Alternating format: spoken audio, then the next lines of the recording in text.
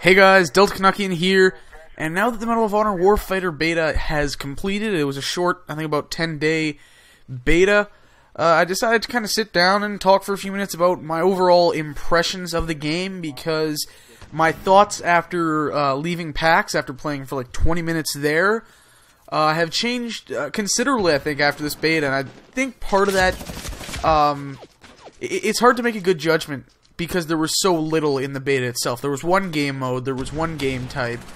You only got to mess around with 12 of the 72 like nationalities slash classes you can unlock. So it's hard to get too strong of an opinion, but overall I will share my thoughts.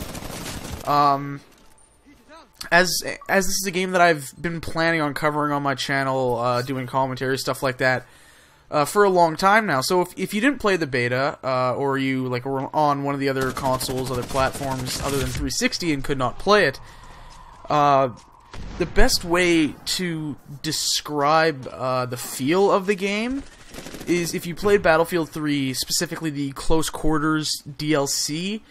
It's a bit like that, except I would honestly go as far to say that the controls feel a little more refined, a little tighter, whereas the Battlefield stuff can be a little hit or miss at times. And part of that could be because I was using the Xbox controller versus the PlayStation controller, the DualShock, because I play Battlefield on PS3, and the Xbox 360 controller has been designed primarily with first-person shooters in mind, so that might help a bit with it. But I did find the controls to be a little bit tighter. So I'll talk about the good stuff to start off, and that is, we'll start with two things that have been carried over from single player that were present in the single player of the previous Medal of Honor, but not in the multiplayer. And those two things are sliding and peek and lean. So basically what they are is sliding is when you're sprinting, you hit the crouch button, instead of just stopping and going into crouch, you'll actually kind of slide up to wherever you were going, so you can use that to slide into cover really nicely, which is a really great tactic, because while this is more fast-paced, close-quarters combat, there are definitely times where you want to kind of hang back, play it more tactical, stay in cover, and just kind of peek out. Almost head glitch. You'll see a lot of that in this game, actually. And that's where the next thing comes in, peek and lean. So instead of, having to just aim down sight and, keep your body the same way and try and use that to get around corners, especially when, you're trying to look around the side of a building, you can actually use the left shoulder button instead of the left trigger to basically root your character on the spot, and then use the sticks to kind of move in and around and lean out of cover, or peek around cover, which is really great, and it works well with the sliding into cover. It's great when you want to slow the game down and play more tactical, and you can just pop in and out and take, pop shots off, and it's really great. It works really well. I was worried that they wouldn't be able to implement it very well into the multiplayer and keep things fast-paced, but the game still, the action keeps coming, especially in a game mode like this, where the objective is moving around constantly. So those are two of the really good things, and there were really no faults I found with the gameplay.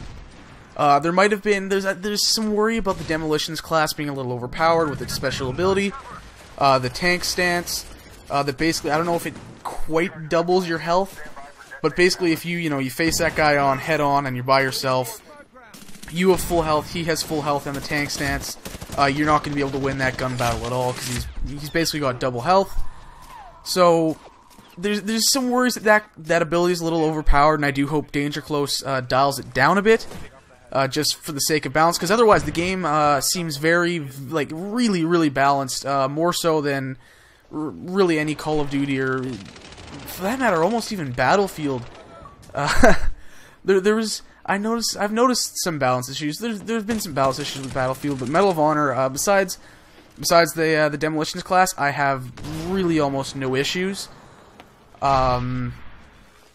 If anything, they should make it a little easier to see what you're doing when you're the Apache pilot. You can't, you really cannot see that well. You basically have to be like, okay, I think the enemy is going through this area, and try and bottleneck them off and just fire there and hope you hit something.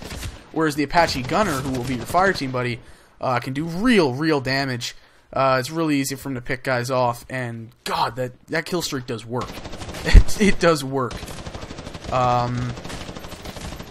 So, you know, other than that, those are like the big positives, the big standouts. Because other than I've said that like 3 times in a row. Other than that, it plays out like any other first-person shooter would, like Call of Duty, like Battlefield. So there's nothing overly new besides those little features, and of course the Fireteam buddies, which I've talked about before. I believe more on streams, which is a great function. I think it's better than the squads in Battlefield because it's more personal. You're running around with a buddy, you have to rely on him. You know, you guys can heal each other, you can resupply each other's ammo, all that good stuff. So that's a great thing. I think that's the biggest thing that's going to separate Medal of Honor from especially Call of Duty, is having that like almost vital sense of teamwork. And I hope it becomes more apparent in the other game modes. This game mode was not my favorite. It's called Hotspot. Part of that was probably just because I played a lot of it. I played a lot of this beta, but you know, I'm not a huge fan of this mode. My biggest concern with Medal of Honor Warfighter is something, and I'll use my friend Brandon's words, is it feels like the substitute. It feels like this is the kind of game that when you don't want to play Battlefield and you don't want to play Call of Duty, you just throw this in and you play that instead. And that's the biggest concern for Medal of Honor Warfighter, in my opinion, is keeping an online community, because it's too much like Call of Duty for a lot of Battlefield players, and it's too much like Battlefield for a lot of Call of Duty players. And I think that's going to be one of the biggest issues this game is going to face at launch and heading into just its extended life, because you know, this is releasing on October 23rd. Black Ops 2 is right around the corner. DICE just released the trailer for the new DLC Aftermath for Battlefield 3, which looks great as well. And I think that's going to cause a lot of problems. So this is a game that if you're thinking about dropping money on it, I'd really suggest that you wait for the reviews to see how it is. Wait to see what other people think of it. And really, if you're going to buy it, you should be really sure you want to play it, because if you're just going to buy it and go to Black Ops 2 2 weeks later, it's probably not going to be worth it. Anyways, thanks for watching. Those are my thoughts on Medal of Honor Warfighter after the beta.